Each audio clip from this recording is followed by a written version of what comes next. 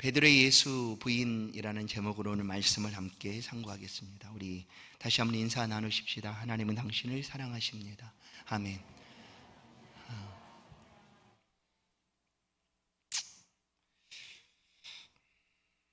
우리 가운데 있는 믿음은 에베소 2장 8절 말씀처럼 하나님이 우리 가운데 선물로 주셨다라고 말합니다. 우리 가운데 온 믿음은 선물로 주신 하나님의 은혜이지만 우리가 입술로 예수 그리스도를 고백할 때에 그 믿음이 되어서 구원으로 나아가게 된다라는 사실을 우리는 알게 됩니다. 로마서 10장 9절 10절 말씀, 내가 만일 내 입으로 예수를 주로 시인하며 또 하나님께서 그를 죽은 자 가운데서 살리신 것을 내 마음에 믿으면 구원을 받으리라. 사람이 마음으로 믿어 의에 이르고 입으로 시인하여 구원에 이르느니라. 입으로 시인하는 것, 나 예수 믿습니다 라고 그렇게 표현하는 것이 얼마나 귀한가. 여러분, 우리는 얼마든지 겉과 속이 다르기 때문에 겉마음과 속마음과 겉행동들을 다르게 할 수도 있습니다. 우리가 그런 존재예요. 그래서 무섭다라고 그러는 거예요, 사람을. 한 길 물속은 10길 물속은 알아도 한 길 사람 속 모른다.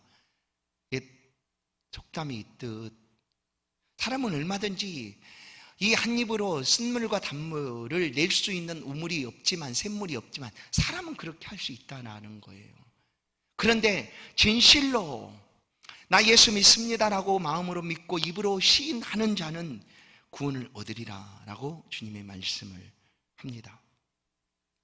오늘 이 베드로라는 사람에 대해서 우리가 말씀 속에서 만나게 되는데, 베드로의 믿음과 우리의 믿음을 한번 비교한다면 어떻게 될까요?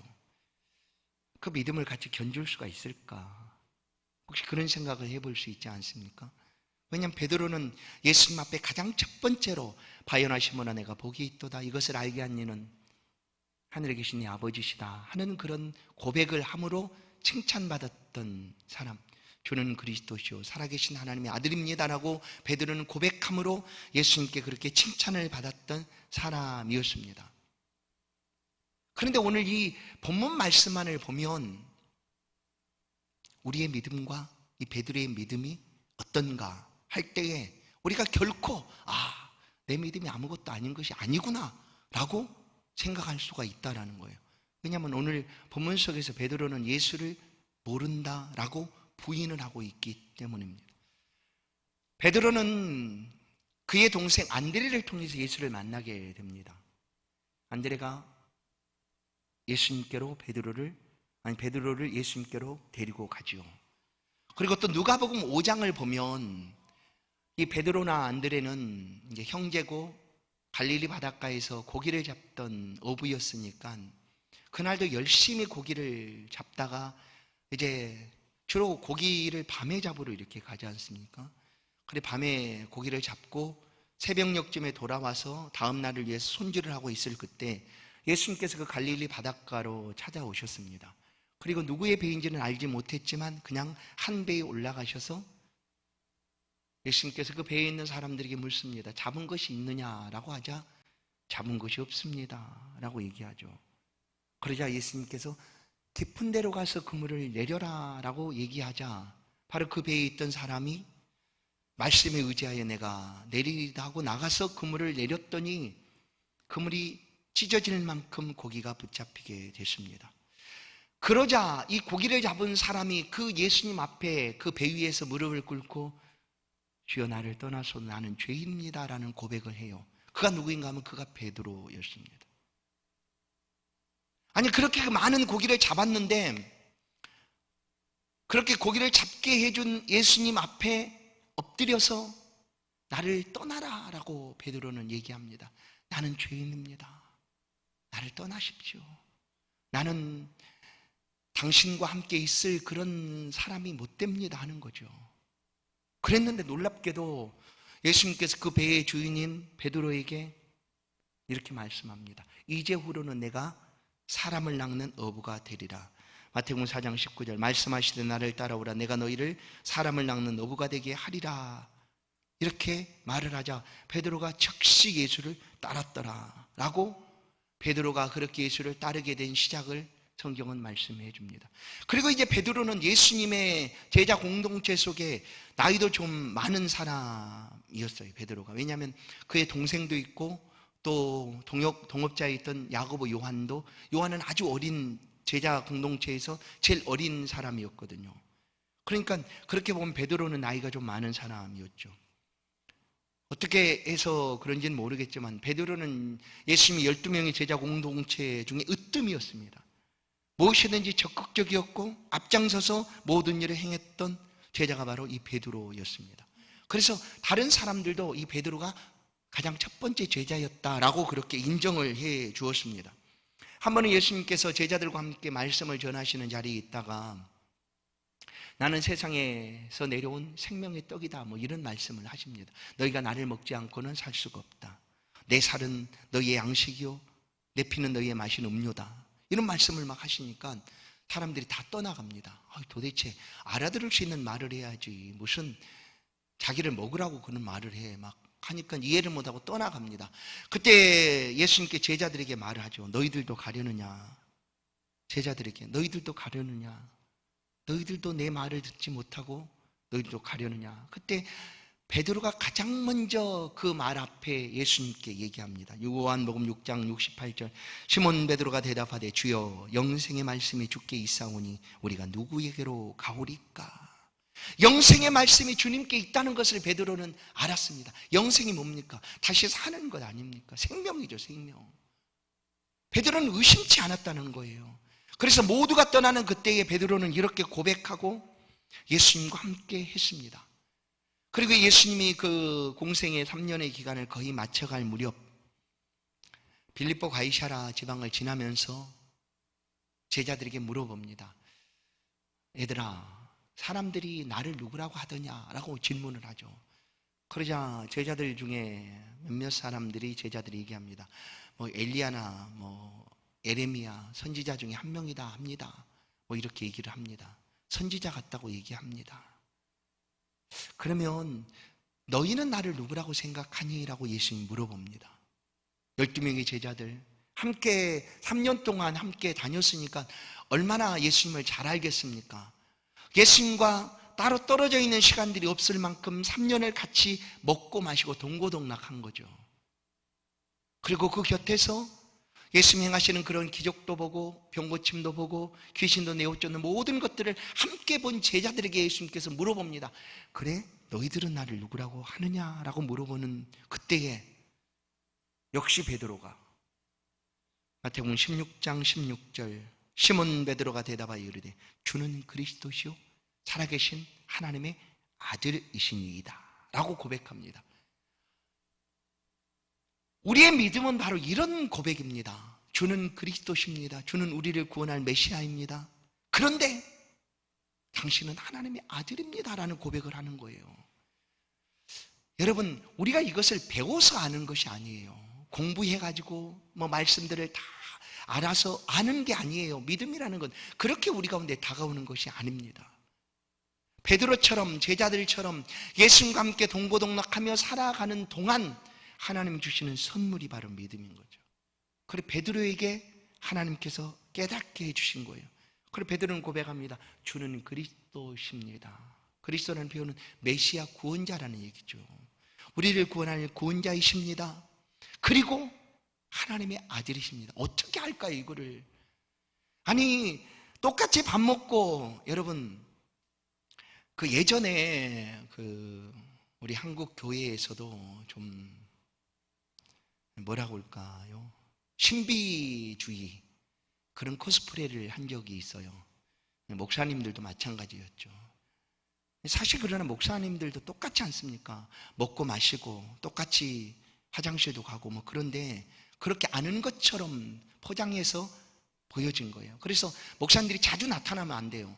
목사님은 일주일에 딱 한 번 말씀 전하실 때 그때 정확한 시간에 와서 이렇게 하는 거예요. 자주 보여지면 그 신비로움이 좀 사라지니까. 그런 적이 있어요. 이 신비주의를 확립하려면 자주 안 보여줘야 돼요. 아주 안 보여줘야 되는 거죠. 근데 예수님 그러지 않았어요. 그냥 3년 동안 먹고 마시고 함께 생활을 했어요. 다 보여준 거예요. 그런데 그렇게 먹고 마시고 함께 생활했던 제자 중에 한 사람이 예수를 가리켜서 그렇게 고백하고 있다. 이것은 그래서 예수님께서 바요나시몬은 내가 복이 있다. 이것을 알게 한 이는 하늘에 계신 내 아버지시다 라는 말씀을 하시는 거예요. 그래서 믿음이라는 것이 내가 예수를 믿는다고 하는 것 똑같습니다. 그것은 하나님이 주신 선물이에요. 내가 지식적으로 이해하고 깨달아서 믿어지는 게 아니라는 거예요. 하나님이 은혜 주심으로 말씀을 들을 때 깨닫게 되고 예수 그리스도를 우리가 평생 보지는 않았어도 본 것처럼 지금 우리 앞에 계신 것처럼 그렇게 삶을 살아가는 것은 이것이 믿음의 능력이죠. 믿음의 은혜입니다. 하나님 주신 은혜예요. 그렇게 해서 이제 베드로가 이런 고백을 했던, 확실한 믿음의 고백을 했던 사람입니다. 베드로에게 있어서 예수 그리스도는 너무나 확실한 분이셨어요. 확실한 분이셨다라는 뭔가 하면 그의 고백처럼 그분은 우리를 구원하실 메시아다라는 거예요. 메시아. 유대인으로서 구약에 있는 모든 말씀의 총합, 그리스도께서 메시아가 오실 것이다 하는 그 메시아가 예수다라는 사실에 대해서 전혀 의심치 않았어요. 이제 메시아의 통치를 예수로부터 이루어지게 될 것이다라는 사실도 의심치 않았어요. 그런데 한 가지 문제가 뭐였는가 하면 그런 믿음을 가졌는데 그 메시아가 고난을 받으신다라는 것에 대해서는 이해를 못했어요. 깨닫지를 못했어요. 여러분, 우리가 현상적으로 무언가를 본다고 해서 그것을 깨닫는 건 아니거든요. 보여지는 그 모든 의미들을 내가 다 깨달아지는가? 그건 아니에요. 예수 그리스도를 메시아라고 고백했지만 이 베드로가 예수 그리스도의 메시아의 고난에 대해서는 전혀 이해를 못하고 깨닫지를 못했다라는 사실이에요. 그래서 예수께서 여러 차례 제자들에게 내가 고난받고 못 박혀 죽게 될 것이다 라는 예고를 했지만 그들은 귀담아 듣지도 않았어요. 마지막 6월절 만찬 자리에서도 예수님께서 제자들에게 말씀해요. 너희 중에 한 사람이 나를 팔 것이다 라고 했을 때 제자들은 예수님이 팔 것이다 하는 말에 놀래서 나는 아닙니다. 나는 아니죠 예수님. 나는 아니죠. 예수님 아시지 않습니까? 내가 어떻게 예수를 팔겠어요? 하고 모두 다 자기는 아니다라고 얘기를 했어요. 그런 후에 겟세마네 동산으로 기도하러 가신 그곳에서 예수님께 또 한 번 말씀을 하시는 거예요. 오늘 밤 너희들이 다 나를 버릴 것이다 라고 예수님께서 얘기를 합니다. 바로 그 순간 이 이야기를 듣고 있던 베드로가 얼마나 불편했는지. 왜 불편했을까? 버린다고 하는 말이 불편했다는 거예요. 왜냐하면 이 베드로는 예수님께 대해서 진심이었어요. 예수님이라면 어디든지 가겠다라는 그런 각오를 가지고 있었던 사람이 바로 베드로였습니다. 그는 메시아고 하나님의 아들이니 예수님을 위해서 내가 무엇이든지 할 수 있다라고 스스로 다짐을 하고 그렇게 자신을 믿었던 사람이 베드로였습니다. 그래서 오늘 밤 너희 중에 나를 팔리라 하자 이 베드로가 얼마나 불편했는지 이렇게 말씀을 하는 거예요. 마태복음 26장 33절 베드로가 대답하여 이르되 모두 주를 버릴지라도 나는 결코 버리지 않겠나이다. 그냥 나는 주를 버리지 않겠습니다 하면 될 것 아니에요. 그러나 이 베드로가 예수님이 나를 버리리라 하는 말씀이 얼마나 불편했는지 이렇게 말하는 거예요. 모두 다 버려도 예수님 아시죠? 여기 있는 사람들 다 버려 나는 안 버린다니까 어떻게 나를 모르세요 하는 거예요. 그만큼 베드로는 자기가 하나님을 예수를 믿는 그 믿음에 있어서 자기 스스로에게 자신이 있었어요. 그게 베드로입니다. 그래서 오늘 밤 모두 다 버려도 나는 아니라니까요. 여기 있는 모두가 다 버릴지라도 나는 절대로 버리지 않을 거예요. 예수님 아시죠? 내가 베드로라니까요. 근데 예수님께서 여기서 지지 않아요. 아니다 베드로야 내가 오늘 밤 닭 울기 전 3번 나를 부인하리라 하는 말씀을 예수께서 하시는 거예요. 마태복음 26장 34절 예수께서 이르시되 내가 진실로 내게 이르노니 오늘 밤 닭 울기 전에 내가 3번 나를 부인하리라. 여러분, 이 얘기를 듣는 베드로가 어떠했을 것 같습니까? 혹시 여러분, 우리가 믿음이 있는데 누군가가 그 믿음에 대해서 인정해 주지 않아요. 너 정말 예수 믿어? 너 믿는 게 진짜 확실해? 너 분명해? 라고 말한다고 하면 어떨까요? 어떨 것 같습니까? 난 정말 믿는데, 난 예수를 정말 믿는데 누군가 그것을 믿지 못하고 너 정말 예수 믿어? 너 정말 믿는 거 맞아? 확실해? 분명해? 라고 자꾸 묻는다면, 아니 너 분명히 예수 안 믿는 것 같아, 그런다고 한다면 그 이야기를 듣는 순간 우리의 마음이 어떨까 하는 거예요. 베드로가 지금 모두 다 버려도 나는 안 버립니다. 그런데 또 예수님이 하는 말씀이 아니야 베드로, 오늘 닭 울기 전 내가 3번을 부인할 거야, 이렇게 했어요. 그런 다음에 무슨 일이 벌어졌습니까?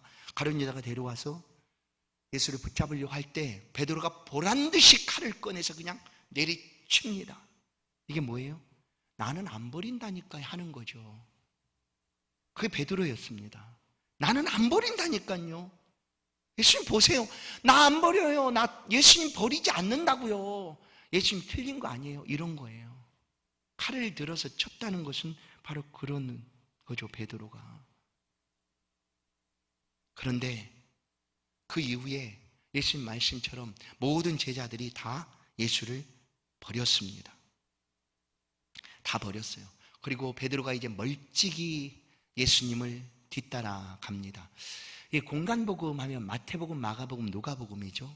이제 사복음서 하면 요한복음까지 포함해서 사복음서라고 말하는데, 이 공간복음 속에서 마태복음하고 마가복음은 오늘 이 본문이 순서가 뒤바뀌어 있습니다. 이 마가복음과 마태복음 같고 누가복음은 순서가 바뀌어 있어요. 이 마태복음과 마가복음에는 베드로가 예수를 부인한 기사가, 예수께서 대제사장의 공회에서 사형 판결을 받은 후에 베드로의 그 부인 기사가 기록이 됩니다.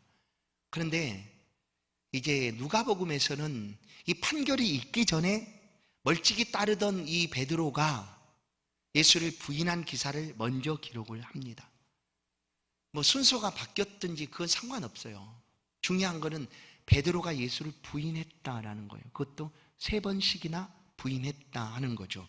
오늘 이제 이 베드로가 예수를 부인한 모습을 우리가 말씀을 통해 읽었는데 3번을 부인하게 됩니다. 베드로는 절대 그러지 않겠다라고 생각을 했어요. 그런데 베드로든지 우리든지 잘 생각해 보십시오. 우리가 우리 자신을 확신하고 믿을 수 있는가 하는 거예요. 나는 내가 내 자신을 확실히 믿는다고 말하지만 그럴 존재가 아니라는 것이 오늘 말씀을 통하여 확인되는 거예요. 우리도 마찬가지예요. 우리도. 베드로는 예수님에 대해 진심이었어요. 정말이었다니까요. 아니 그가 하나님이 알려주신 은혜를 따라 고백도 했고, 그런데 영생이신 그리스도 예수를 어떻게 베드로가 부인하거나 떠난다고 생각을 했겠어요. 그러니 모두 다 버려도 나는 안 버린다라고 예수님께 말할 정도로 자신이 있었던 사람이 베드로였어요. 그런데 보십시오, 오늘 본문에서 베드로는 그 모든 것들을 다 깨트리고 예수를 부인합니다. 부인한 정도가 아니라 아주 철저하게 부인합니다. 그리고 마침내 저주하며 맹세까지 하면서 예수를 부인합니다. 우리는 안 그럴 것 같지만 우리도 마찬가지다라는 거예요. 시작할 때 베드로의 믿음과 우리의 믿음을 견줘보면 어떨까 여겼죠? 우리도 마찬가지예요. 하나님이 우리의 믿음을 붙들어주지 아니하면 우리의 믿음 역시 아무것도 아닐 수밖에 없다라는 거예요. 그래서 예수를 믿고 살아가는 성도의 삶은 철저하게 처음부터 끝까지 하나님께 붙들려 의지하여 하나님께 가까이 하며 살아가는 삶이에요. 단 한순간도 그것들을 놓쳐서는 안 된다. 거예요. 나는 이 정도면 되지 않을까. 그렇게 할 수 있는 사람은 아마 베드로면 가능했을지도 몰라요. 왜냐하면 믿음을 그리스도시요 하나님의 아들이다라는 그 믿음의 핵심을 고백한 베드로였으니까. 그런데 그마저도 오늘 보시면 연약한 그릇이요 깨어지기 쉬운 존재다라는 것을 우리는 보게 됩니다. 베드로를 보십시오. 베드로가 예수를 멀찍이 따르다가 가까이 첫 번째 부인 장면이 나타나요. 한 여종이 너도 갈릴리 사람이다, 너도 갈릴리 사람 예수 함께 있었도다라고 얘기를 해요. 이때를 보면 잘 봐요. 베드로에게 한 사람이 그냥 얘기하는 거예요. 그러면 이제 그 여종의 이야기를 베드로 혼자만 듣는 거죠. 근데 베드로는 그 자리를 피합니다. 도대체 당신이 무슨 말을 하는지 나는 모르겠다 하고 그냥 그 자리를 얼른 피해버려요. 그 자리를 피했어요. 그런데 피한 그곳에서 두 번째 베드로가 또 부인을 하는데, 두 번째는 어떻게 나타나는가 하면 공개적으로 나타납니다. 이 사람들이, 베드로와 함께 있는 그 사람들 사이에서 다른 여종이 베드로를 알아보고 그렇게 말합니다. 이 사람이 나사렛 예수와 함께 있었도다라고 베드로를 지목해서 그 많은 사람들 앞에서 그냥 탁 얘기하는 거예요. 이 사람이 저 잡혀가고 있는 예수와 함께 있었다라고 얘기를 하는 거예요. 그러자 베드로도 좀 더 구체적으로 예수를 부인합니다. 어떻게 합니까? 나는 알지 못한다, 나는 그 사람을 알지 못한다 라고 콕 집어서 베드로가 모른다 합니다. 그리고 한술 더 떠서 맹세까지 합니다. 유대인의 맹세는 굉장히 중요한 의미를 갖습니다.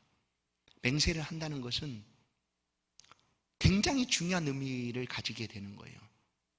그러니까 베드로가 지금 거짓으로 말을 하고 있는데 그 거짓이 참인 것처럼 포장하기 위해서, 그러니까 자기가 부인하는 것이 아니다라는 것처럼 맹세를 하는 거예요. 나는 그 사람 모른다, 나는 그 사람 모른다 라고 많은 사람들이 쳐다보고 있는 그 자리에서 공개적으로 예수를 부인합니다. 그러자 세 번째 부인할 수 있는 그런 상황이 닥쳐옵니다. 이번에는 곁에 있던 사람이 베드로의 말을 듣고 소리를 듣고 너도 그 당이다, 내 말소리가 그를 표명한다, 이렇게 얘기를 합니다. 그래 74절을 한번 이제 보십시오. 74절 우리 같이 한번 읽겠어요. 74절 말씀 시작. 그가 저주하며 맹세하여 이르되 나는 그 사람을 알지 못하노라 하니 곧 닭이 울더라. 여러분, 이 순간 베드로가 어떠했을까?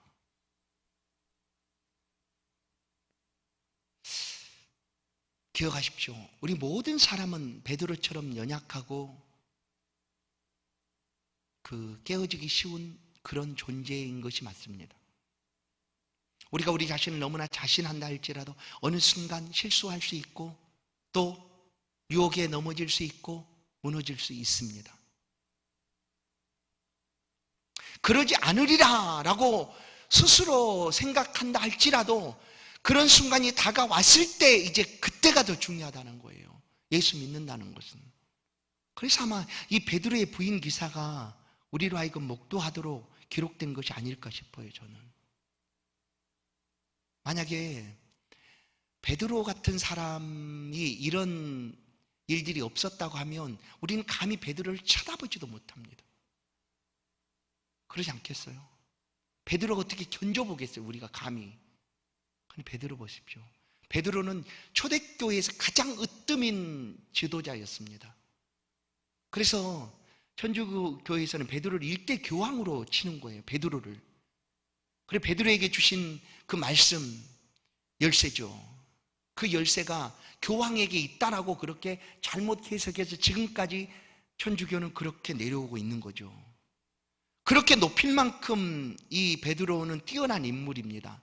그런데 그 베드로 역시 오늘 본문을 보시면 얼마나 약한 존재인가를 다 보여주고 있는 거예요.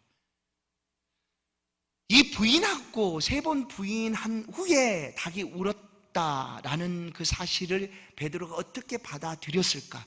그게 중요합니다. 자, 이제 75절을 보십시다. 75절. 이에 베드로가 예수의 말씀에 닭이 울기 전에 내가 3번 나를 부인하리라 하심이 생각났어. 이게 중요해요. 이게 여러분, 우리는 항상 잊지 마십시다. 우리는 약하고 연약할 수 있어요. 그러나 그 어떤 순간에도 하나님은 우리를 사랑하시고, 또한 시작의 믿음을 고백하는 것처럼 우리 입술로 예수를 믿는다 고백하면, 시인하면 구원이 있다라는 사실에 대해서 의심치 않는다면, 베드로와 같은 이런 상황에 있어서도 그 주의 말씀이 기억나야 된다는 거예요. 이 베드로는 주의 말씀하심이 생각났어요. 그러면 딱 맞았잖아요. 딱 맞았잖아요. 이런 쳐죽일 인간, 내가 그런 인간이지. 내가 나는 아무짝에도 쓸모가 없어. 나는 그냥 예수님 따라도 헛다닌 거야. 난 필요 없는 존재야. 나가 죽을 거야. 뭐 이렇게 가야 될까요? 그렇게 간 사람이 있는 것을 성경은 우리 가운데 알려줍니다. 그 가룟 유다예요. 가룟 유다. 여러분, 이제 이 가룟 유다의 그 은 30으로 예수를 판 사건과 오늘 베드로가 예수님 멀찍이 뒤따르면서, 그것도 한두 번도 아니고 모든 사람들 앞에 3번씩이나, 그것도 맹세하고 그것도 저주하면서 모른다고 했다는 이 사실은 어느 것이 더 크냐? 가룟 유다의 배신이 크냐? 베드로의 이 저주와 맹세와 배신이 크냐? 따져보기가 어려워요. 그런데 문제는요, 가룟 유다는 그냥 제 길로 가버렸어요.